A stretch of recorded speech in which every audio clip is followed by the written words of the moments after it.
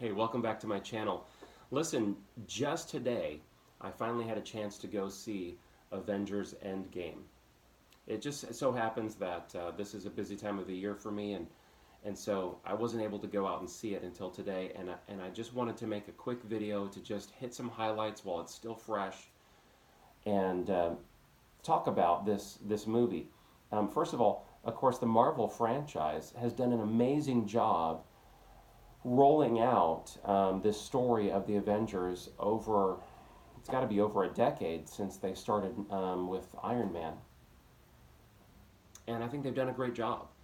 And I think the reasons are very, very simple. I mean, besides obviously an incredible amount of hard work, an incredible amount of just sheer talent, but that they stayed true to a few basic things. They stayed true to the characters that you and I remember growing up and reading about in the comic books.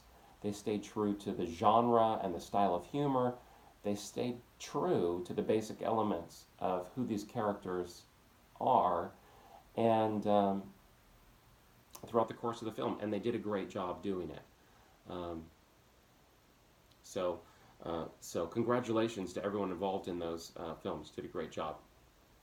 Endgame was a great film.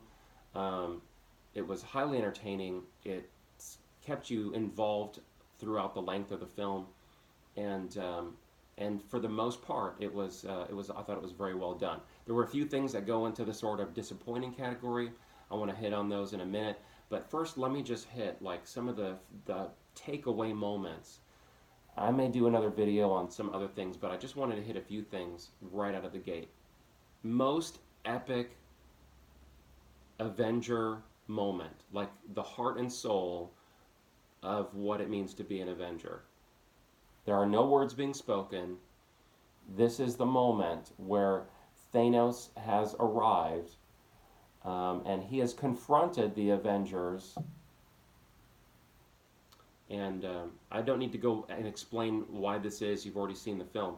But he's confronted the Avengers, and he's basically, once again, he's just single-handedly overwhelming them. And so all of the Avengers have been either knocked out or incapacitated in some way by Thanos. Captain America has been flung across the battlefield. His shield has been shorn in two, and he picks himself up out of the dirt and by himself. He's the only one who's not hurt in such a way where he can pick himself back up out of the dirt and single-handed. And of course, now you see behind Thanos, all of his armies, all of his backup rolls in, and it's just this picture. It's this widescreen sort of cinematic shot. It's like a painting. It's beautiful, of Captain America. In fact, probably someone with a business mind is going to market that as a poster or market it as a painting because they're going to make bank on it. It's the picture of Captain America all by himself, facing off against Thanos and all of the forces of evil, as if to say, okay, so if this is how it goes down, I'm not backing down, I'm standing my ground, here it is, right? This, without a single word being said, Captain America, Steve Rogers shows the heart and soul of what it means to be an Avenger in that moment. And of course, immediately, following that moment, all the portals open and the Avengers pour in to back him up from all parts of the world. And of course, he gets to, say those epic lines, Avengers assemble, right? Cool moment, but even cooler before the backup shows up. Because there you see, all by himself. This is what it means, right? To stand your ground. I love that moment in the film. Very powerful. I would say biggest takeaway, like moment in terms of emotion, where like just reach in, rip your heart out, and throw it on the floor moment, is when they are reviewing the footage of Tony Stark. Okay, his wife and his child and his best friends are assembled in the room in his house, and they're playing the video of him. And in the video, after he's talking for a little bit, and he gets up and he kind of approaches the recording device, and he says, "I love you 3,000." Man, as a dad, that was a moment. I was like scrunching up my face, and I will admit that a little drop of sweat from the corner of my eye just kind of rolled down my cheek. This was a powerful moment, and it was beautifully written. There was some great things that were written in this film. The relationships, the humor was all, I thought, very well done. It wasn't too over the top. I thought it was all very natural, and it was drawn from real life stuff in those instances of those little family conversations, like I just mentioned. And it was that was a gut-wrenching moment, and I thought it was very well done, well written. So that was awesome. There were a few moments so the one, like, roll your eyes, like sort of groan moment here I would say would be this. It's in the middle of the battle, right? This battlefield, it has got to be huge. It's got to be what, like 10 football fields? I'm ballparking it here, but it's this huge battlefield now between all of the Avengers and all of Thanos' forces, and they're all in this huge confrontation, and there's just chaos everywhere, right? Spider-Man's grabbed onto the new gauntlet with the Infinity Stones in it. He's trying to get it, to the objective, which is the van. And just at the moment when it seems like, what's going to happen with Peter Parker and the gauntlet, because he's taken a beating, somehow, suddenly, all of the female Avengers just happen to be standing right next to Peter Parker at that moment.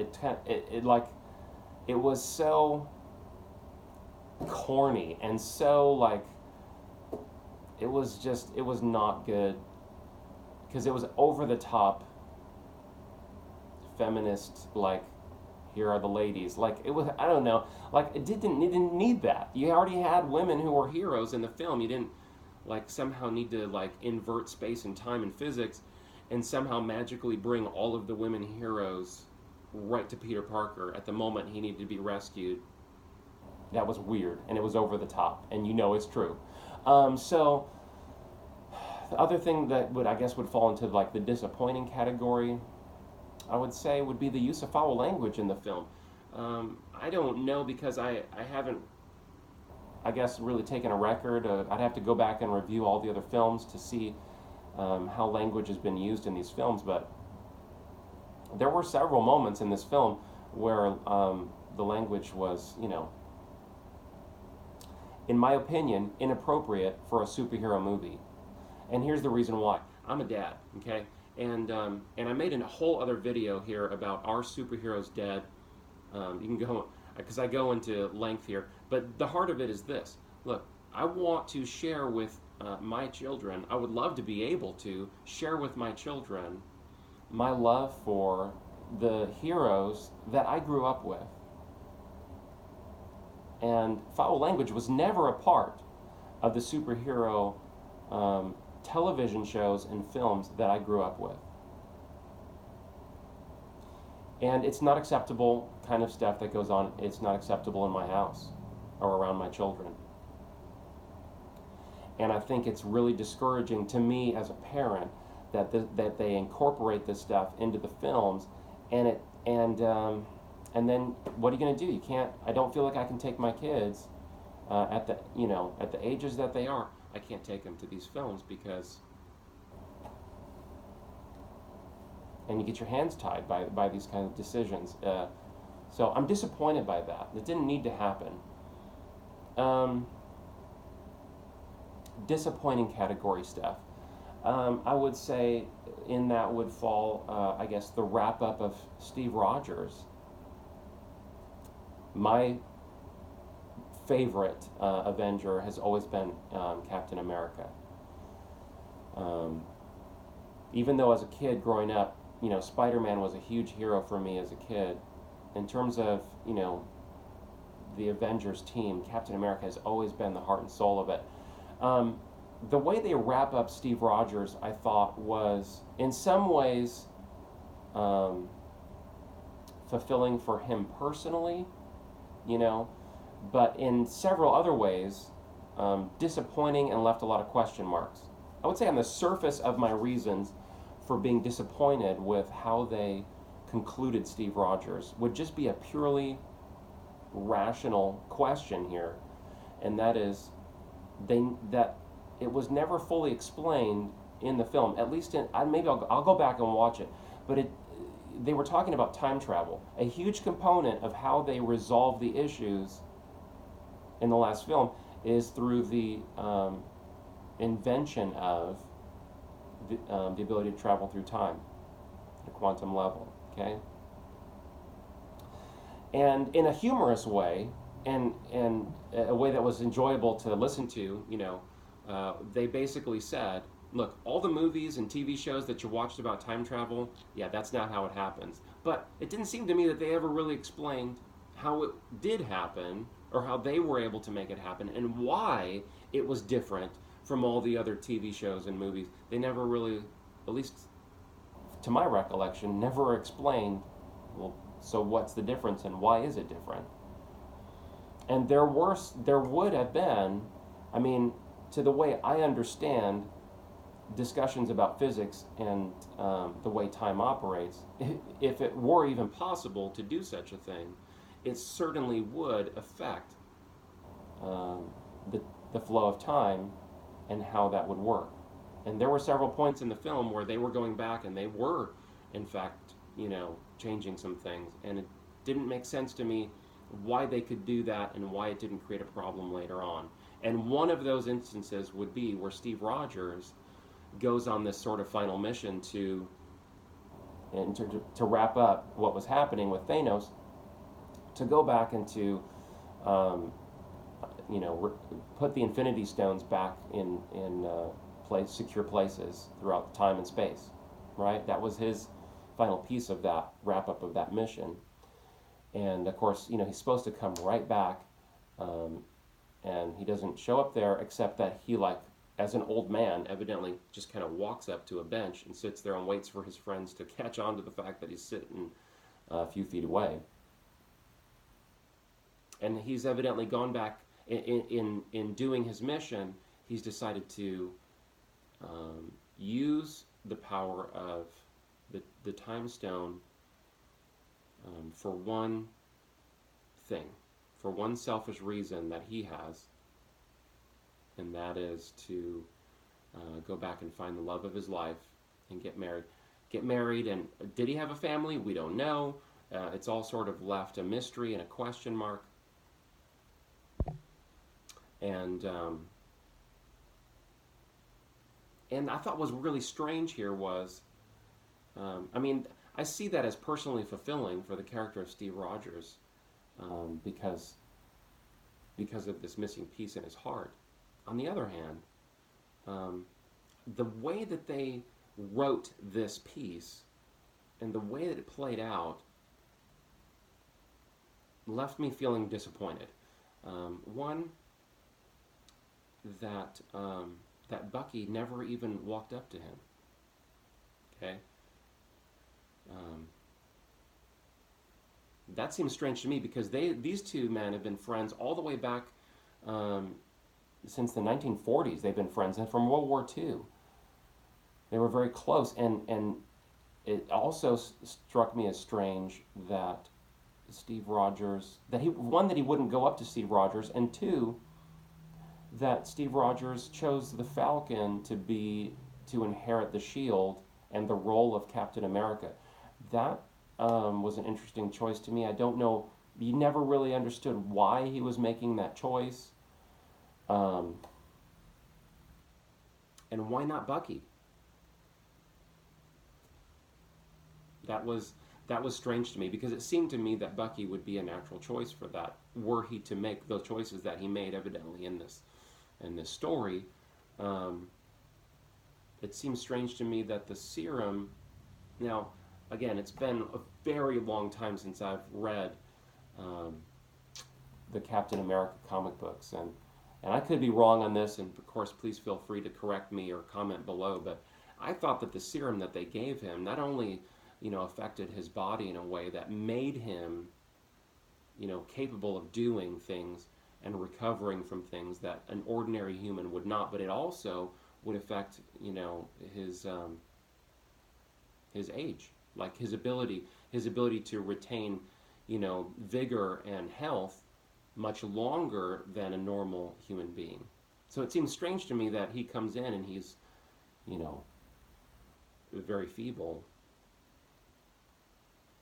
It's still Captain America, right? I mean, that seemed odd to me too. So there were just a few things that I was like, I don't understand that, and it didn't sit well with me. Maybe you feel differently about it. I thought the way that they wrapped up Thor, I thought was disappointing to me. What they were doing with him in the trajectory of the film, I thought was enjoyable to watch. And I thought it was done in a way, even though he was going through a very, sort of dark place, they did it in a way that was humorous and that was entertaining. I was disappointed at the conclusion they didn't give him something more. Do you know what I mean? More noble for him. It just seemed very bumper sticker in terms of the philosophy or the idea behind what it was he was doing at the end of the film. Like, yeah, I'm not cut out to be, king, and I'll just give the remains of my kingdom, everything that I've sacrificed for, and everything that my father has sacrificed for. This entire kingdom, I'm going to hand it over to the Valkyrie, and I'm gonna go find myself because I just gotta, I gotta be me. It was just like, are you for real? Like, dude, you're like over 1,000 years old. You gotta have a little bit more maturity than this. That just seemed, I don't know. It seemed a little disappointing to me. Um, but I just wanted to hit a few of those highlights. For the most part, though, for the vast majority, I thought the creators of this film did a great job telling this story and making some very enjoyable moments on screen, some well-written comedy bits, as well as poignant moments. Of course, that moment between um, Black Widow and Hawkeye. That was poignant. Um, so enjoyable, entertaining, epic battles. Enjoyed the film. But I did want to make some highlights for you. Thanks for watching, and of course, feel free to leave your comments below if you agree, disagree, or maybe you have other info that I missed. Thanks.